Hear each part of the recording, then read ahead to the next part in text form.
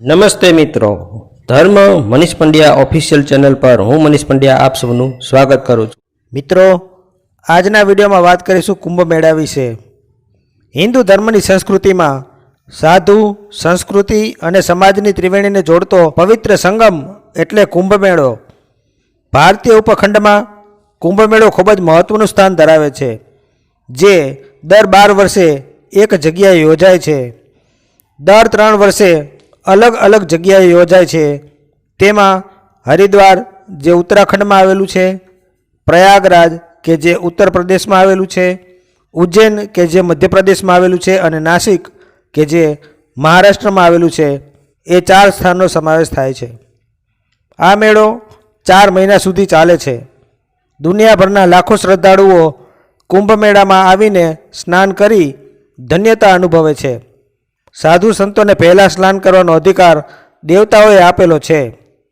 ઘણા શ્રદ્ધાળુઓ 4 મહિના કુંભ મેળો ચાલે ત્યાં સુધી તંબુમાં રોકાય છે. અહીંનું વાતાવરણ પવિત્ર અને ભક્તિભાવમય બની જાય છે. કુંભ મેળાના 4 માસના સમયને કલ્પવાસ કહેવાય છે અને 4 મહિના તંબુમાં રોકાયેલ શ્રદ્ધાળુઓને કલ્પવાસી કહેવાય છે. કુંભનો સામાન્ય અર્થ થાય છે કળશ. કુંભ મેળો યોજવા વિશે પૌરાણિક કથા છે. એકવાર દેવો અને દાનવોએ ભેગા મળી ક્ષીરસાગરનું સમુદ્ર મંથન કર્યું. સમુદ્ર મંથન કરવાથી તેમાંથી વિવિધ પ્રકારના 14 રત્નો મળી આવ્યા. સૌથી છેલ્લે અમૃત ભરેલો કુંભ એટલે કે ઘડો મળી આવેલ.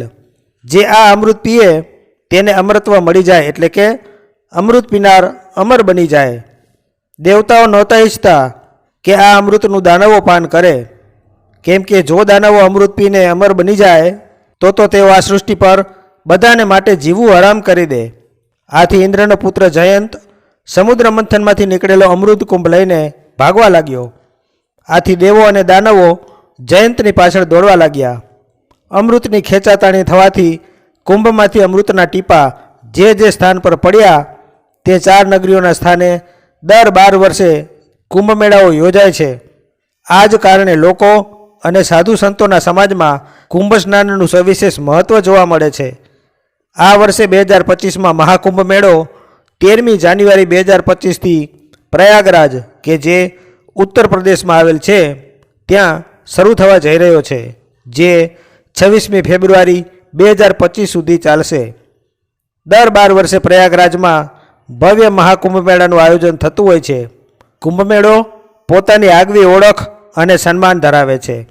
આ વર્ષે 2025માં યોગી આદિત્યનાથજીની આગેવાની હેઠળ મહાકુંભ મેળા માટે એક આખા જિલ્લા તરીકે સ્વતંત્ર ઓળખ આપવામાં આવી છે. એટલે કે ઉત્તર પ્રદેશ સરકારે પ્રયાગરાજમાં મહાકુંભ વિસ્તારને સેપરેટ જિલ્લો જાહેર કર્યો છે. હર વખતની જેમ આ વર્ષે પણ 2025માં યોજાનાર મહાકુંભ મેળામાં દેશ વિદેશથી લાખો ભક્તો, તપસ્વીઓ, સાધુઓ અને સંતો ઉમટી આવશે.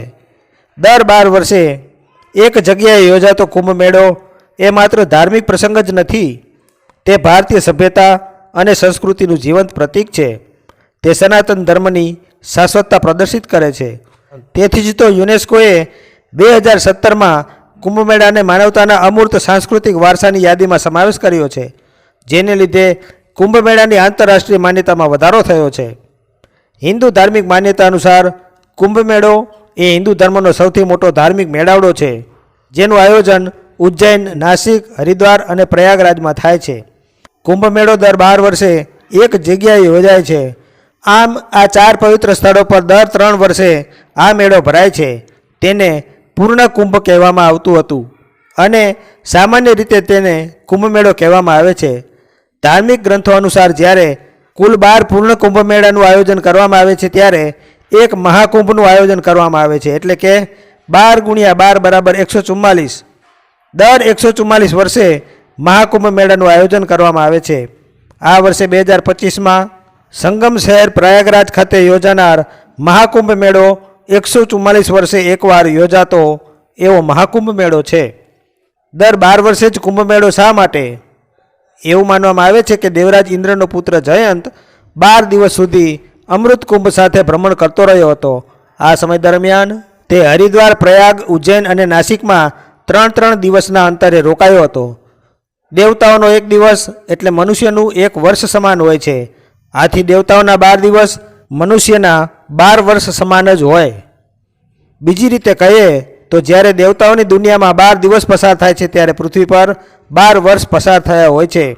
બસ આ જ કારણસર દર 12 વર્ષે તે જ સ્થળે કુંભ મેળાનું આયોજન કરવામાં આવે છે. કુંભ મેળો ક્યાં અને ક્યારે યોજાય છે? આ અંગેનું રહસ્ય જ્યોતિષ શાસ્ત્રના રહસ્યોમાં છુપાયેલું છે. કુંભ મેળાનો સમય ગ્રહોની સ્થિતિ પર આધારિત છે. જ્યારે સૂર્ય અને ગુરુ અમુક રાશિઓ અને નક્ષત્રોમાં આવેલા હોય ત્યારે કુંભ મેળાનું આયોજન કરવામાં આવે છે. જ્યારે સૂર્ય મેષ રાશિમાં અને ગુરુ કુંભ રાશિમાં હોય ત્યારે હરિદ્વારમાં કુંભ મેળો યોજાય છે. જ્યારે સૂર્ય મકર રાશિમાં હોય અને ગુરુ વૃષભ રાશિમાં હોય ત્યારે કુંભ મેળો પ્રયાગરાજમાં યોજાય છે. જ્યારે સૂર્ય અને ગુરુ બંને વૃશ્ચિક રાશિમાં હોય ત્યારે ઉજ્જૈનમાં કુંભ મેળાનું આયોજન થાય છે. અને સૂર્ય અને ગુરુ બંને સિંહ રાશિમાં સ્થિત હોય ત્યારે નાસિકમાં કુંભ મેળો યોજાય છે, જેને સિંહસ્થ કુંભ મેળો કહેવાય છે. સિંહ રાશિના સ્વામી સૂર્યદેવ છે. કુંભ મેળાનું આયોજન દરેક સ્થળે 12 વર્ષમાં એકવાર થાય છે, પરંતુ હરિદ્વાર અને પ્રયાગરાજમાં દર 6 વર્ષે અર્ધ કુંભ મેળાનું આયોજન કરવામાં આવે છે. કુંભ મેળો કઈ નદીઓના કિનારે ભરાય છે એ જણાવું. કુંભ મેળો હરિદ્વારમાં ગંગા નદીના કિનારે ભરાય છે, નાસિકમાં ગોદાવરી નદીના કિનારે ભરાય છે, ઉજ્જૈનમાં ક્ષિપ્રા નદીના કિનારે અને પ્રયાગરાજમાં ગંગા, યમુના અને સરસ્વતી નદીના સંગમ કિનારે આયોજિત કરવામાં આવે છે.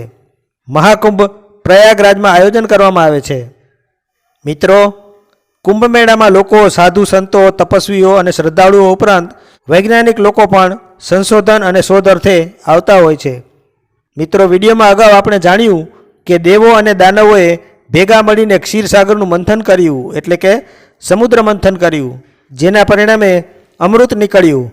પણ શા માટે સમુદ્ર મંથન કરવાની જરૂર પડી તે વિશે આપ જાણો છો? તો આવો તે વિશે પણ આપ સૌ સમક્ષ માહિતી રજૂ કરું. આ અંગે પૌરાણિક કથા એવી છે કે મહર્ષિ દુર્વાસાએ શ્રાપ આપ્યા બાદ ઇન્દ્ર સહિતના તમામ દેવતાઓ નબળા થઈ ગયા હતા. આથી દાનવોએ આ જાણીને દેવો પર હુમલો કર્યો, દેવતાઓને પરાજિત કર્યા. આથી તમામ દેવતાઓ ભેગા મળી ભગવાન વિષ્ણુ પાસે પોતાની સમસ્યાના નિવારણ અર્થે ગયા. વિષ્ણુ ભગવાને દેવતાઓને જણાવ્યું કે તમે દાનવો સાથે મળીને ક્ષીરસાગરનું મંથન કરી અમૃત કાઢી તેનું પાન કરશો તો જ ફરીથી પૂર્વવત બળ પ્રાપ્ત કરી શકશો. દેવતાઓએ ભગવાન વિષ્ણુજીની વાત માની અને દાનવોની સાથે મળીને સમુદ્ર મંથન શરૂ કર્યું હતું. મિત્રો, આશા રાખું છું કે આપ સૌને આ વિડીયોમાં રજૂ કરેલ માહિતી પસંદ આવી હશે. તો મિત્રો, જો આપને આવા વિડીયો પસંદ હોય, આપને આવી ધાર્મિક વાર્તાઓ, પ્રસંગો સાંભળવા ગમતા હોય તો આ ચેનલને લાઇક, શેર અને સબસ્ક્રાઈબ કરજો. ધન્યવાદ.